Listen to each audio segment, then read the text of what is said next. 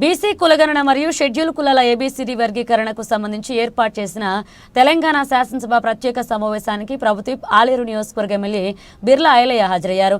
ఈ సందర్భంగా ఆయన మాట్లాడుతూ గత 94 సంవత్సరాలుగా జరగని బీసీ కులగణన కాంగ్రెస్ ప్రజాప్రభుత్వంలో ముఖ్యమంత్రి రేవంత్ రెడ్డి గారి సహకారంతో విజయవంతంగా పూర్తి చేసి శాసనసభలో చర్చ జరుగుతుంటే ప్రధాన ప్రతిపక్ష నాయకుడు శాసనసభ సమావేశానికి హాజరు కాకపోవడాన్ని ఆయన తప్పుపట్టారు.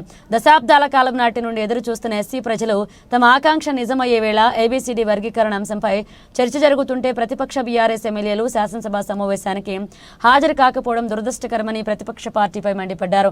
రానున్న ఎన్నికల్లో కాంగ్రెస్ పార్టీ బీసీలకు 42% రిజర్వేషన్ కల్పిస్తామని ముఖ్యమంత్రి రేవంత్ రెడ్డి ఈ రోజు జరిగే శాసనసభ సమావేశంలో చర్చ జరపగా కనీస బాధ్యత లేకుండా ప్రతిపక్ష పార్టీ శాసనసభ్యులు హాజరు కాకపోవడం దుర్మార్గమని ఆయన మండిపడ్డారు. ఇప్పటికైనా భగవంతుడు వారికి తెలియవచ్చేలా శాసనసభ పక్ష నేతగా కేసీఆర్ కు బదులు వేరొకరు వచ్చి శాసనసభకు హాజరు కావాలన్నారు. ప్రతిపక్ష నాయకుడు లేని అసెంబ్లీలో కేసీఆర్ రాకపోవడం దురదృష్టకరమన్నారు.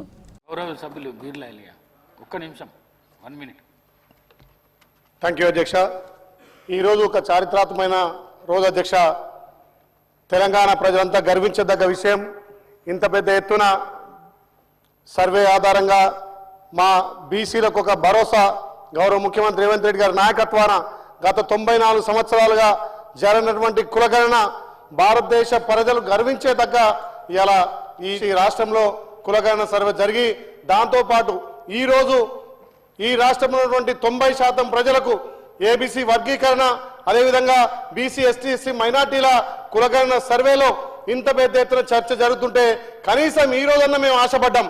ప్రతిపక్ష నాయకుడు గత 10 సంవత్సరాలుగా ఈ ఎస్సీ ఎస్టీ మైనార్టీల ఓట్లతోటి 2 దఫాలుగా ముఖ్యమంత్రి అయి కనీసం మా గౌరవ ముఖ్యమంత్రి ఈ 90 సంవత్సరాలు జరిగినటువంటి ఈ కులగణనను ఒక విజయవంతంగా నిర్వహించి దాంట్లో భాగమైతనుకుంటే ఈ రోజు కూడా ప్రతిపక్ష నాయకుడు రాకపోవడం నిజంగా కూడా ఒక దుర్మార్గ చర్య అధ్యక్ష.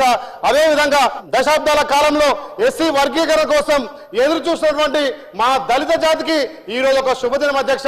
కానీ ఈ చర్చల్లో ఇలా బీఆర్ఎస్ పార్టీ వాళ్ళు ఈ దళితులకు ఈ ఏబీసీ వర్గీకరణ వర్తిస్తున్న సమయంలో చర్చలు లేకపోవడం నిజంగా కూడా ఒక దురదృష్టం అధ్యక్ష. ఈ రకంగా ఏదైతే కామారెడ్డి డిక్లరేషన్ లో 42% మా ప్రభుత్వం మా గౌరవ ముఖ్యమంత్రి ఇలా బీసీలకు అవకాశం కల్పిస్తాని ఆ కళ నెరవేర్చే రోజు కూడా ఇలా ప్రతిపక్షాలు చర్చల్లో పాల్గొనకపోవడం నిజంగా దుర్మార్గంగా ఆలోచన చేస్తూ వాళ్లకు ఆ భగవంతుడు ఇప్పుడైనా ప్రసాదం కల్పించి కనీసం ఆ ప్రతిపక్ష హోదా మరి వాళ్ళ ఎవరికో వాళ్ళకి ఇచ్చి కనీసం ప్రతిపక్ష నాయకులు లేనటువంటి ఈ అసెంబ్లీలో మరి కేసీఆర్ గారు రాకపోవడం చాలా దురదృష్టం. ఇవాళ ఒక శుభదినం అధ్యక్ష. ఈ ఎస్టీ ఎస్సీ బీసీ వర్గీకరణలో నిజంగా కూడా ఈ రాష్ట్రంలో 90% ప్రజలు ఇవాళ గర్వించదగ్గ విషయం.